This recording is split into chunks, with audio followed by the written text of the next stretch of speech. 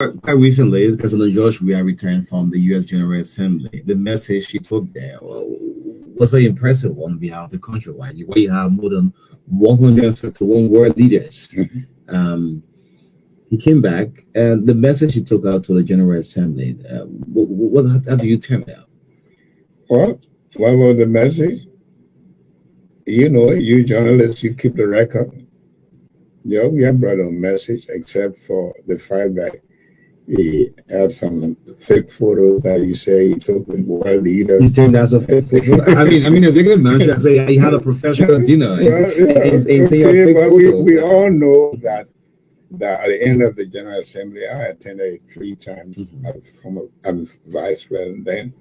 And you always have photo audience. It's a regular photo. It's a regular photo audience. Not with me going to the White House and being received there by Obama and entertained. And that's a different thing. You're talking about, so the photo was of President Weah and Joe Biden. I mean, it's a makeup photo, that one. Well, I don't know. I'm not a judge, but I'm sure it was not a photo that was organized. I told you that I went to the White House, and I went there. I was received by the honor guard, and that's not the kind of photo you're talking about.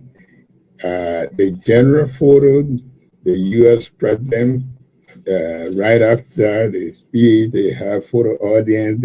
They have something for the guests. That is something that any president who goes to the UN cannot. Wow. Let's move on. The public is a bit concerned on the issue of Ellen. What did you have take on mind that you have from the vice presidency as your team? And make up mind, or you still loving? I appeal to you, please. Okay. Because the social media have been running with this. I know they've been running. I mean, that's to dispel the rumors. And that's the job that they will do.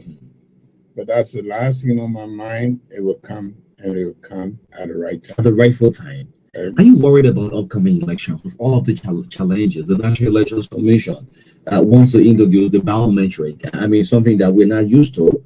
Are you worried and concerned about the upcoming election? I always say worry is the interest you pay on. This work as president, like you said, I should refer to that. Your 100 days working. Let's look at your 100 days in office. I have said originally that the first 100 days, no vehicle will get stuck in the mud in this country going to country.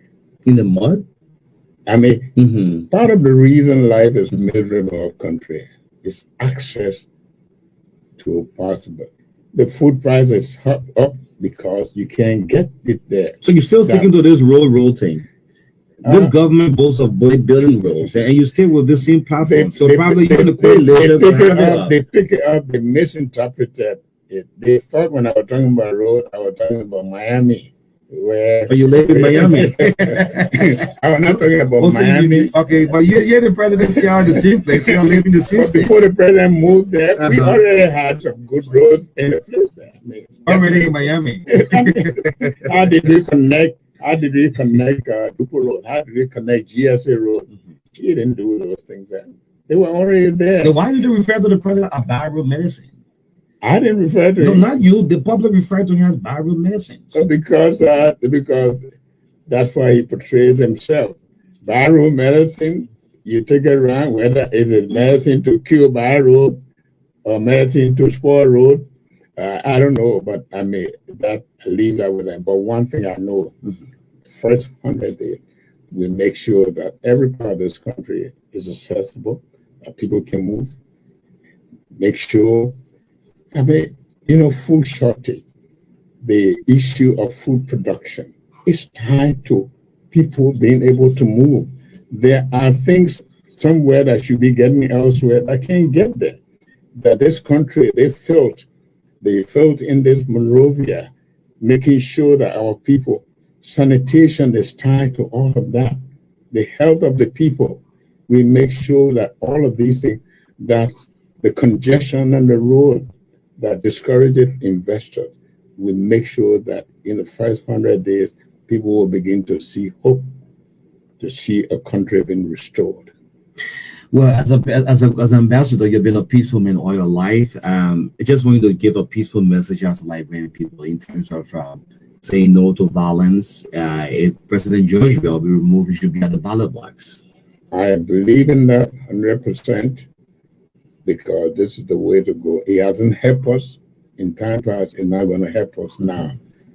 But we at the same time want to ask the president to make sure that he considers the people they are suffering to be able to come and help them to recover from their current food, especially rice.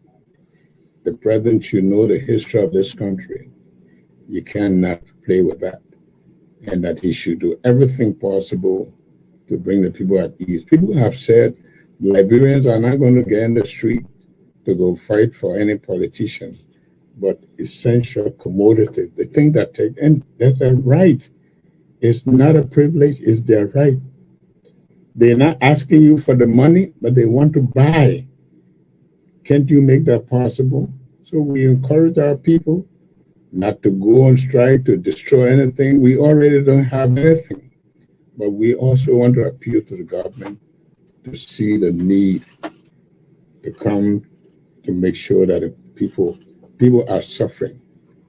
Government should make sure that they help to alleviate the situation. I mean, the president visited you, if I'm not mistaken, twice on what did he say? I mean, off the record, if you win the presidency, we open and go back to the opposition. Come on, let's work for one Liberia. Say what? If Joseph Boakai wins the presidency, will you move out to opposition? Oh my